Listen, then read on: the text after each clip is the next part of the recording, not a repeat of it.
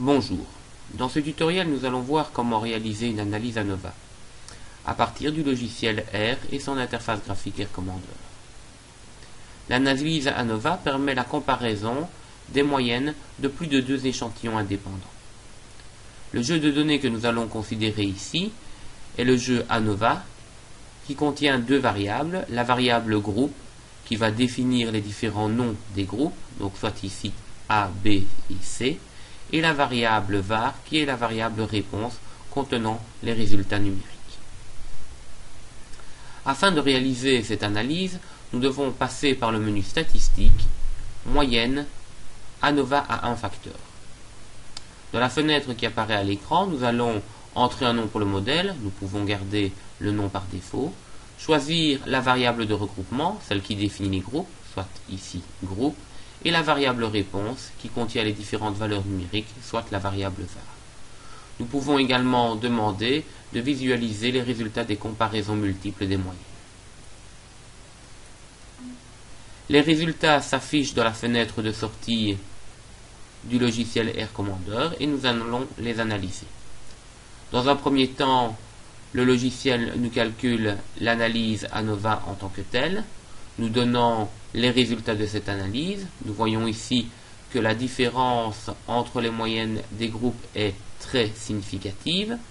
Ceci se traduit par une valeur F de 7,497 et une p-value associée qui est de moins de 1% puisqu'elle est de 2,47 pour 1000. Nous voyons également les différents degrés de liberté et les valeurs des dispersions intra- et intergroupes. Dans un deuxième temps, le logiciel nous fait les différentes comparaisons multiples entre les groupes en question. Il nous présente à chaque fois le sens dans lequel il fait la différence. Ainsi, si je regarde la première ligne, il fait la différence entre le groupe B et le groupe A, ce qui nous donnerait une valeur de Dunn-Bonferroni qui est de moins 1,379.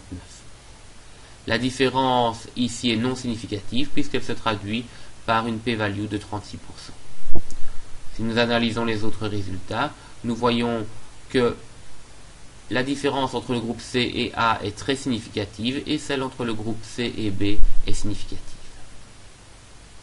En même temps que faire l'analyse ANOVA, le logiciel nous permet de représenter également graphiquement les différents résultats. Pour ce faire, il nous les présente avec des intervalles de confiance. Chaque point correspond au niveau de la comparaison de deux échantillons à la différence des deux moyennes de ces échantillons. Et les différents intervalles construits autour sont les intervalles de confiance avec un degré de certitude de 95%. On peut donc être certain avec cette certitude, soit 95%, que la différence des moyennes est contenue entre les deux valeurs situées dans l'intervalle.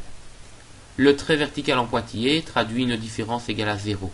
Nous voyons donc bien que si pour la différence entre B et A, la valeur de 0 est tolérée dans l'intervalle, montrant une différence non significative, pour les groupes CA et CB par contre, cette valeur de 0 n'est pas reprise dans l'intervalle et traduit la différence significative, voire très significative que nous avons pu observer.